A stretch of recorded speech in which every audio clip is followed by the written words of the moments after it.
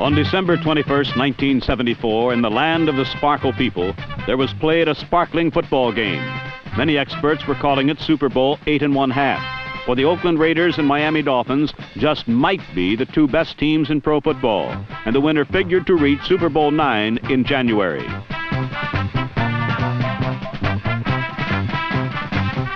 Raider fans, emulating Miami's white handkerchief salutes, went to black socks as banners, but a shortage in Oakland's haberdasheries had Oakland fans grabbing for anything in hopes of bringing a Black Saturday to the Miami Dolphins' quest for a third consecutive NFL championship. You all know the Miami Dolphins story. There really isn't much left for them to conquer.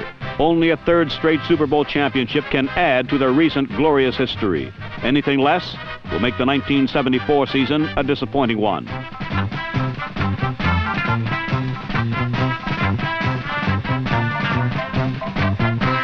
Disappointment is a word the Raiders well know. Over the past 10 years, no team has had as successful a record, yet so often come up short in the big games. 2 years ago, it was Franco Harris and the Immaculate Reception, and last year the Raiders ran afoul of the Dolphins, who were in the midst of an inexorable march toward a second straight Super Bowl victory. Only one other team had done that. Today's game was the first step toward 3 straight, something no team has ever done.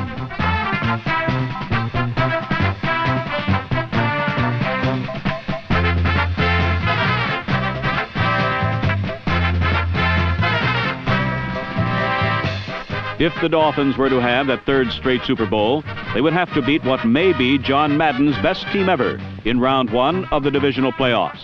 And so two very good, two very experienced teams, perhaps the two best in the NFL, square off as the Oakland Raiders face the Miami Dolphins in the NFL Game of the Week.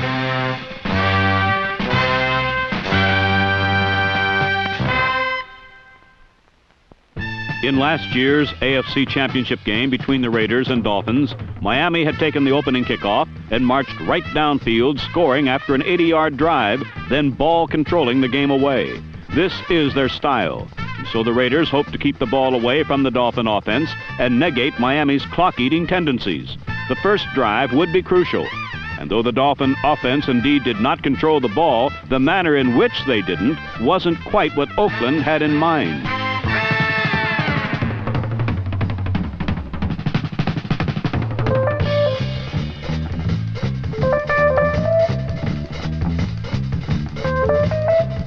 Just 15 seconds into the game, Rookie of the Year candidate Nat Moore went 89 untouched yards. And though they hadn't used the clock and established dominance, as is their style, they did lead 7-0.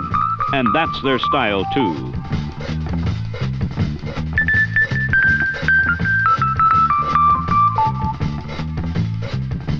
Shocked by the sudden score, Ken Stabler tried to bring the Raiders back quickly, but his first pass got Oakland in an even bigger hole.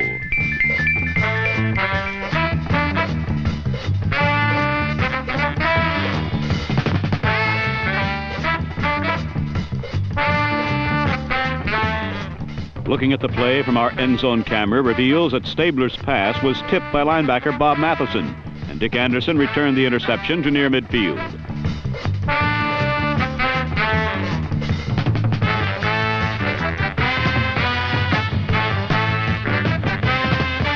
After a 15-yard penalty further advanced the Dolphins, Bob Greasy went for a game-breaking play to a game-breaking receiver, Paul Warfield.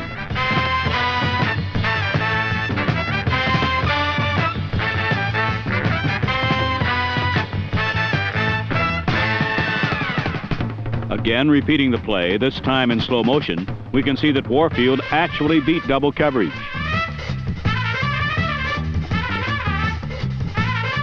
Warfield got inside the cornerback and forced number 32, safety Jack Tatum, to turn his back on the pass. But Greasy's throw was short, and Warfield would have had to run through Tatum to make the reception. This was not the only opportunity Miami would miss out on, one of the keys to this game. But still they led by 7, and Stabler kept trying for the quick catch-up play. Cliff Branch, who had scored 13 touchdowns this season, dropped Stabler's perfect pass, but a repeat reveals the reason for Branch's uncharacteristic bobble. he was bothered just enough by Curtis Johnson, whose flailing hands upset his concentration. But the missed pass hurt, because throughout the first quarter, the Oakland running game was well under control, the Dolphins allowing just 26 yards. Later in the drive, Stabler and Branch did click, but a good play by Charlie Babb cut Branch short of a first down. On a repeat, notice a good stick by Babb, but the play is important because Babb was even in the game at all. He was filling in for All-Pro safety Jake Scott, injured earlier in the game, and by game's end, Scott's loss would be felt. Miami now turned to its crushing ground game and again would move into Raider territory. With Larry Zonka and rookie Benny Malone running very well, Greasy then turned to the pass and to another rookie, Nat Moore. But Miami again was kept off the board and was now twice held scoreless despite first downs on the Oakland 34 and 37-yard lines. Of course, for the moment, it didn't seem to matter, as Oakland was still having trouble moving forward. Sideways, they were doing okay.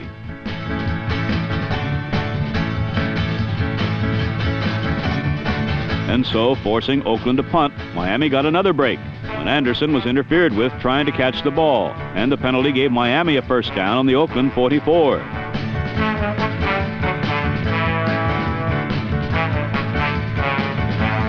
But once again, Miami couldn't move despite excellent field position. They had had 3 opportunities to finish Oakland early, and the failure to do so would soon catch up with them.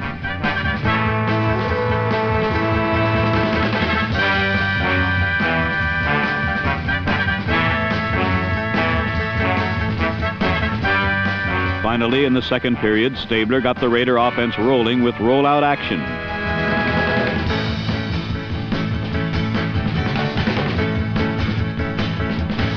After rolling and hooking up with Fred Biletnikoff, Stabler then rolled and found Marv Hubbard swinging out of the backfield.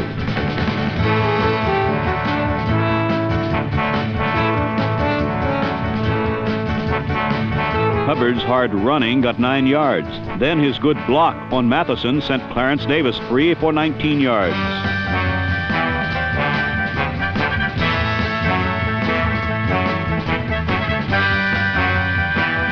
With a good mixture of run and pass going for him, Stabler got plenty of time and the game was tied.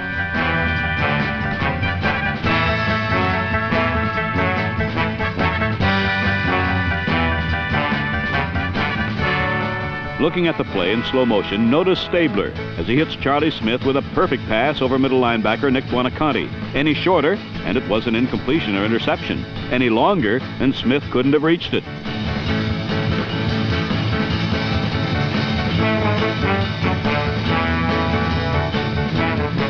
Again looking at the play, notice that Buonaconti had no deep help.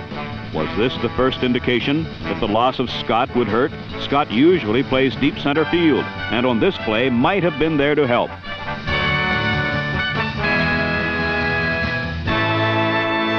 But Miami came right back, again using good running to get into good scoring position.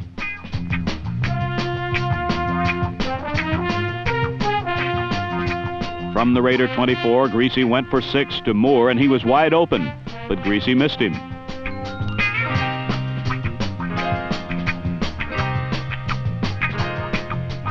It was a 4th missed opportunity for the Dolphins, and the end zone camera reveals how Moore got so open.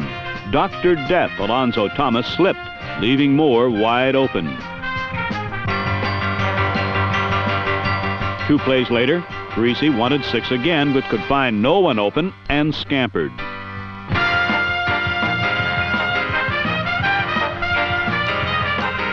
After a teammate ended his chance to run, Greasy did find Don Nottingham, but he came up short of a first down, and Miami settled for a field goal to lead at the half 10-7, but it could have been much more.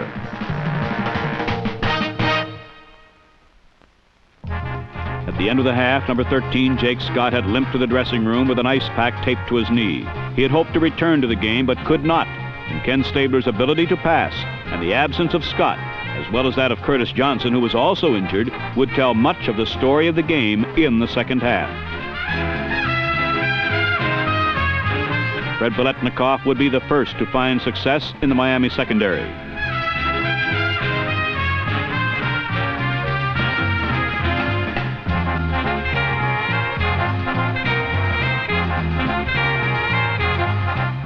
Biletnikoff showed super concentration on this one, but lost his argument that he was in bounds, and another look at the play supports the official. Needing all his concentration to catch the ball, he failed to get his left foot in bounds.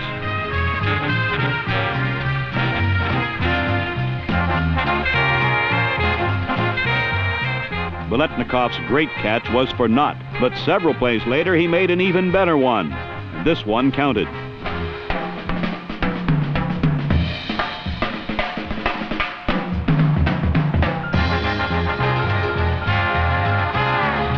This time, Tim Foley lost the argument, and though a repeat fails to clear the controversy, it does show an incredible catch by the Raider receiver.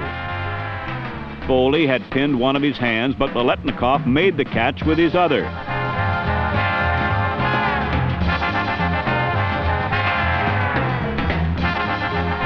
Biletnikoff's great one-handed catch and Stabler's 28th touchdown pass of the year put Oakland on top 14-10.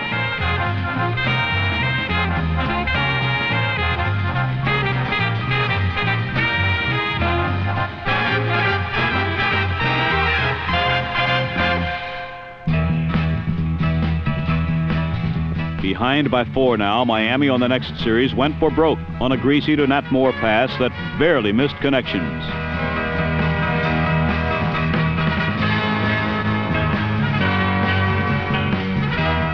Next came a key play when Greasy tried for kick at the right sideline. With an open field ahead, kick was ruled interfered with by linebacker Phil Villapiano. Another look with our slow motion camera clearly shows Villapiano's infraction that perhaps saved a touchdown, but gave Miami a first down on the Raiders' 16. Greasy and the Dolphins were quick to take advantage as Paul Warfield all alone gathered in the pass that regained the lead for Miami. A repeat of the touchdown pass from our end zone position reveals that the Oakland defender on the play slipped and left Warfield completely unguarded for the 6 points. And 6 points was all because the extra point attempt was blocked. Miami led Oakland by 2 points, 16-14.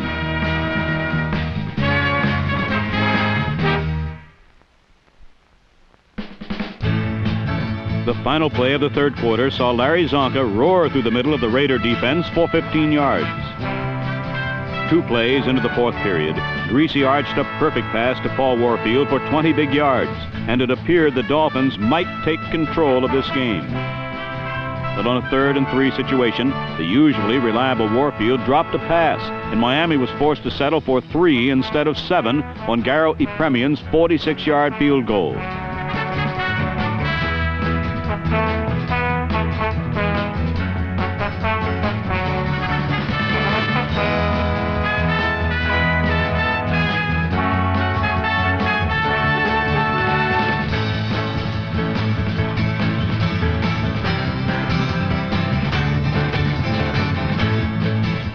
The field goal set off a series of incredible events that will be long remembered by those who witnessed them. First, Kenny Stabler hit Fred Biletnikoff on the right sideline for a harmless 11-yard reception.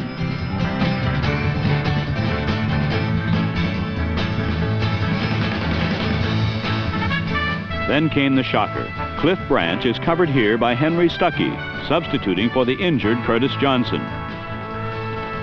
Branch made a fantastic catch, then took advantage of slow reaction on the part of Stuckey to complete a 72-yard pass play that once again put the Oakland Raiders out in front of the Dolphins.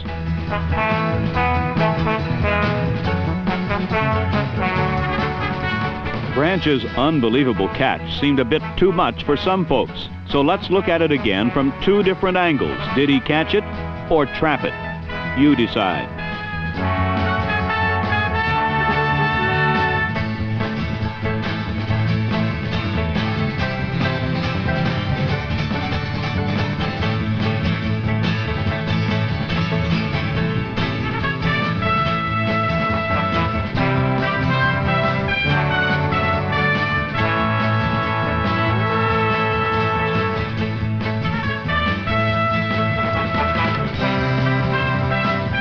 Oakland's quick-scoring thrust failed to devastate Miami, and like the champions they are, they came right back. Bob Greasy, employing a kind of misdirection drop-back that confused the Raider secondary and allowed Nat Moore to slant across the middle and haul in a 23-yard strike from Greasy.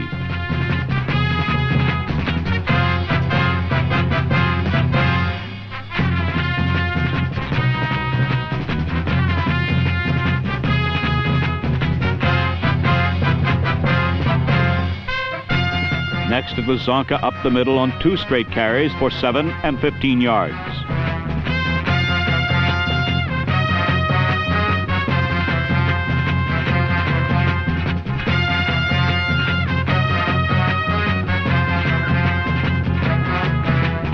From the Oakland 23, Miami's new Mercury Morris, Benny Malone, swept right end and swept it clean indeed.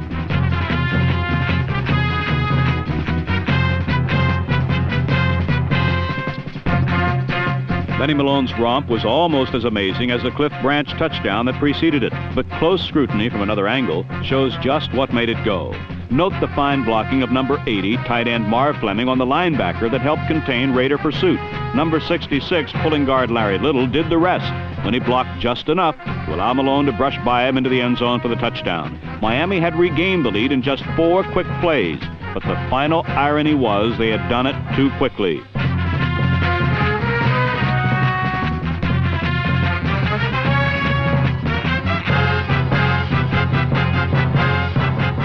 Here, with just 2 minutes left, Kenny Stabler again worked his magic, again with a perfect performance in the clutch. This incredible series began innocently enough with a short pass to tight end Bob Moore for 6 yards and an abrupt ending.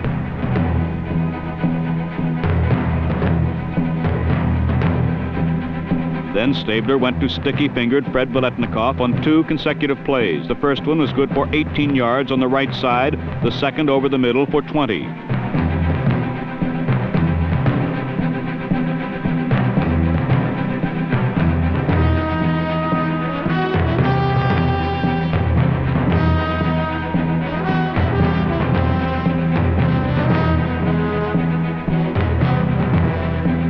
One minute to go, and Stabler had the no-name defense reeling with his pinpoint passing.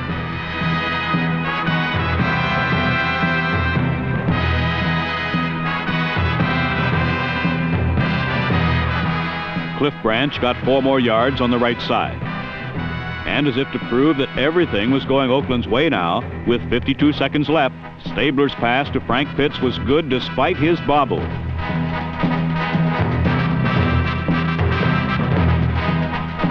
Now, with time running out, only 35 seconds to play from the Miami 8, the Dolphins appeared to have Stabler, but he got off a desperation heave toward a surrounded Clarence Davis, who somehow came up with the ball for the biggest touchdown he'll ever score.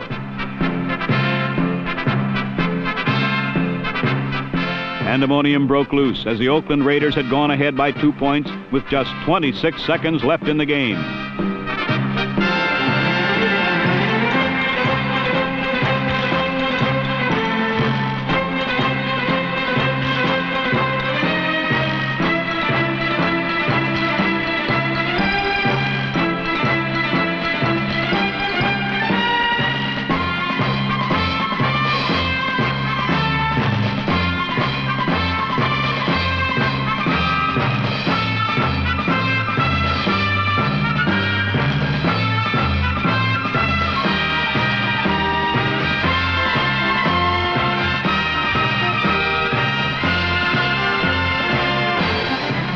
This game-breaking play deserves another look as we see Miami defensive end Vern Denherter arriving a bit too late, and Clarence Davis out-wrestle Miami linebacker Mike Colon and defensive back Charlie Babb.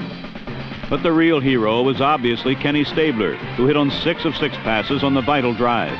Stabler ended the game with 20 of 30 passes for nearly 300 yards and 4 touchdown passes. He had his team ahead by 2 points with just 21 seconds remaining. For Miami, it fell to quarterback Bob Greasy. He had 21 seconds to get his team in field goal position, but those hopes ended on Miami's first play.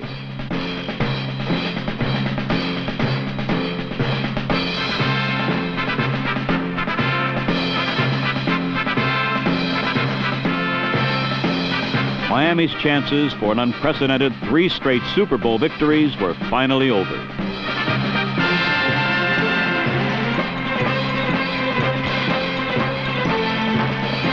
For Oakland and coach John Madden, it was the sweetest of victories. First, there was revenge for the Raiders' loss to Miami in the championship game in the Orange Bowl last season. Then, too, this game will help to erase the memory of Oakland's spectacular loss to Pittsburgh, when Franco Harris made his famous immaculate reception catch in the final seconds.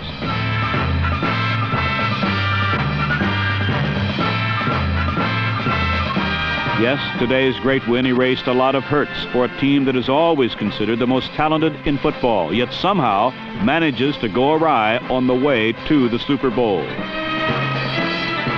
This is the year they may make it, depending on what happens next week against the Steelers.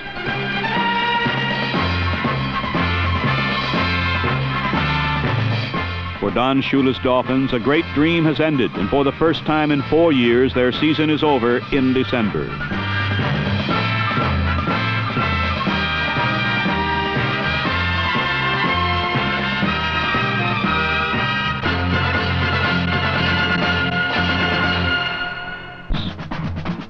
This week's Stax Player of the Game is Kenny Stabler for his magnificent performance in beating the Miami Dolphins.